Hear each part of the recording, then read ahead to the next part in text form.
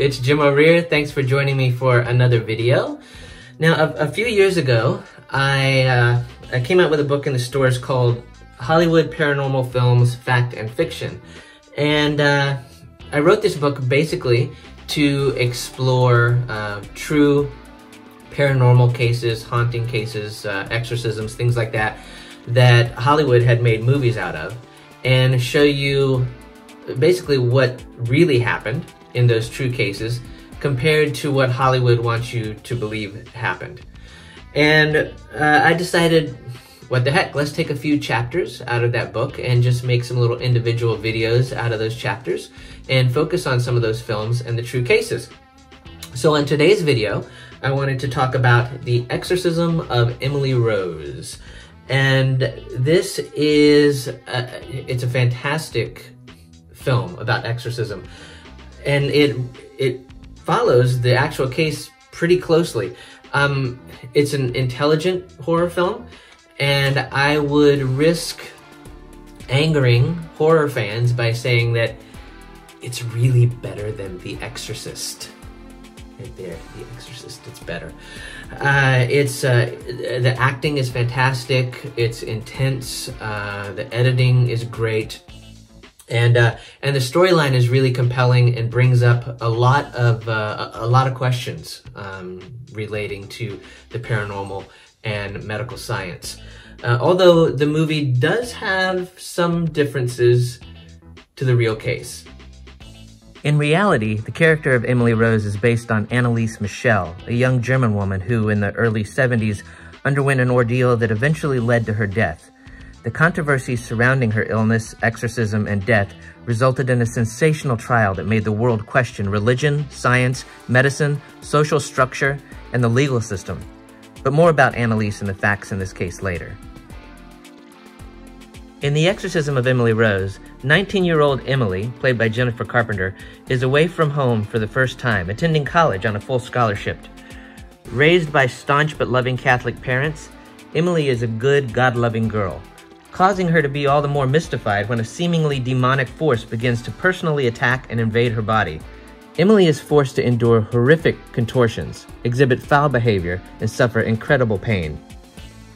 An exorcism performed by Father Richard Moore, played by Tom Wilkinson, the family priest, ultimately fails, putting him on trial for the negligent death of an emaciated and brutalized Emily Rose. But was Emily really a saint driven to death by the devil, or was she the victim of schizophrenia and psychosis coupled with epilepsy? Jailed and upset by the recent events, Father Moore knows he's innocent, but feels Emily's case is being disrespected by the courts.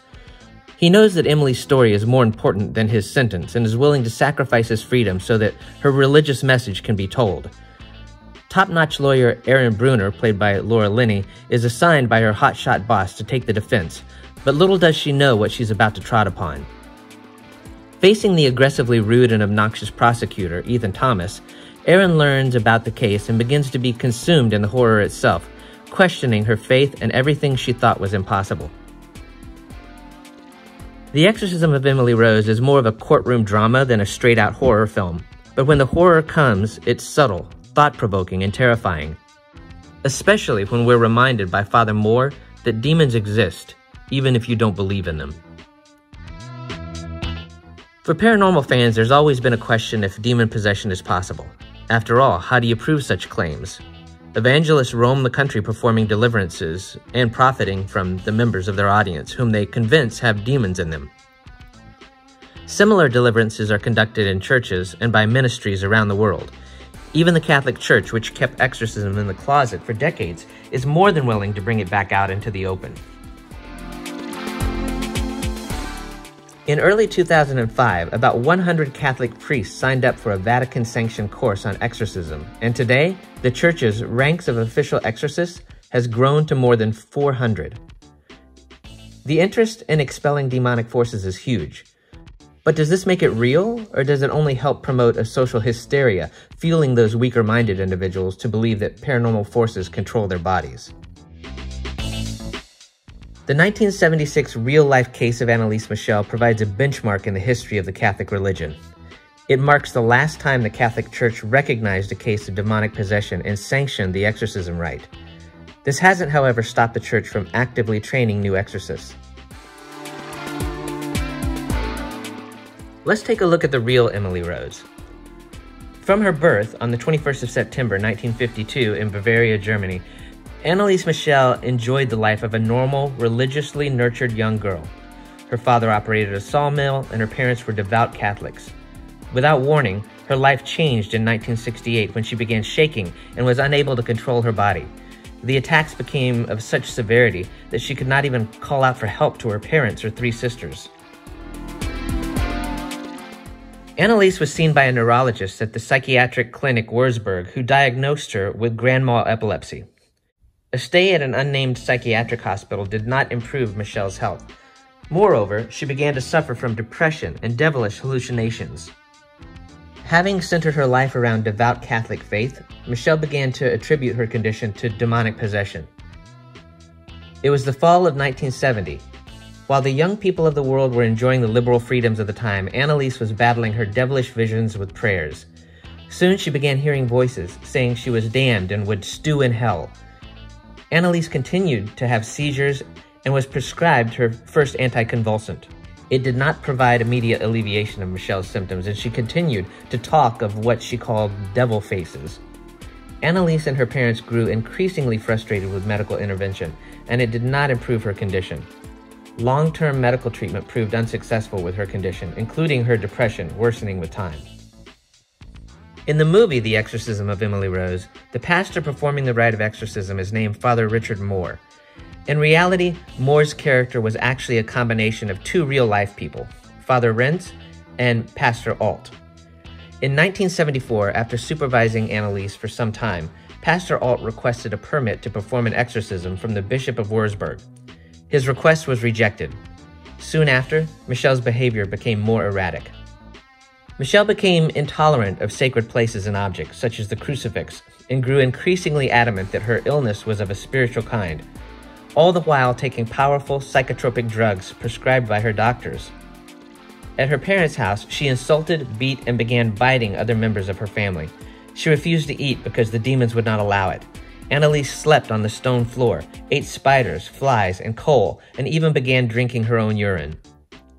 She could be heard screaming throughout the house for hours while breaking crucifixes, destroying paintings of Jesus, and pulling apart rosaries. Anneliese began committing acts of self-mutilation, and the act of tearing off her clothes and urinating on the floor became commonplace. In 1975, convinced that Anneliese was possessed, her parents gave up on the doctors from the psychiatric clinic and chose to rely solely on exorcisms for healing. An exorcist from a nearby town examined Michel and concluded that she was demonically possessed. Another exorcism was requested by Pastor Alt, and after making an exact verification of the possession in September 1975, the bishop assigned Father Renz and Pastor Ernst Alt with the order to perform the Great Exorcism on Anneliese Michel. The basis for this ritual was, at the time, a valid canon law from the 17th century. Father Renz had been a former missionary in China, and Pastor Alt was a pastor in a nearby community. Together, they carried out 67 rites of exorcism over a period of 10 months, with 1 or 2 exorcism sessions held each week. The last day of the exorcism rite was on June 30th, 1976. Anneliese was suffering from pneumonia. She was totally emaciated, and she was running a high fever. Exhausted and unable to physically perform the genuflections herself, her parents stood in and helped carry her through the motions. On July 1st, 1976, Anneliese Michel died in her sleep. The autopsy report stated that her death was caused by the malnutrition and dehydration that resulted from almost a year of semi-starvation during the rites of exorcism. After an investigation, the state prosecutor maintained that Michel's death could have been prevented even 1 week before she died if force feeding had been administered. He charged all 4 defendants, Pastor Alt, Father Renz, and Michel's parents, for negligent homicide for failing to call a medical doctor. Only a short time before these final events unfolded, William Friedkin's The Exorcist came to cinemas in Germany, bringing with it a wave of paranormal hysteria that flooded the nation. Psychiatrists all over Europe reported an increase of obsessive ideas among their patients. Prosecutors took more than 2 years to take Anneliese's case to court, using that time to sort through all the bizarre facts. What became known as the Klingenberg case would be decided upon two questions. What caused the death of Anneliese Michel, and who was responsible? Before the trial, the parents asked the authorities for permission to exhume the remains of their daughter. They did so as a result from a message received from a nun. The nun had told the parents that a vision had revealed to her that their daughter's body was still intact, and that this authenticated the supernatural character of the case. However, the official reports state that the body bore signs of consistent deterioration. The trial started on March 30th, 1978 in the district court and drew intense interest. Before the court, the doctors claimed the woman was not possessed, but suffered from severe psychiatric disturbances, although Dr. Richard Roth, who was asked for medical help by Father Alt, allegedly said after the exorcism he witnessed on May 30th that there was no injection against the devil.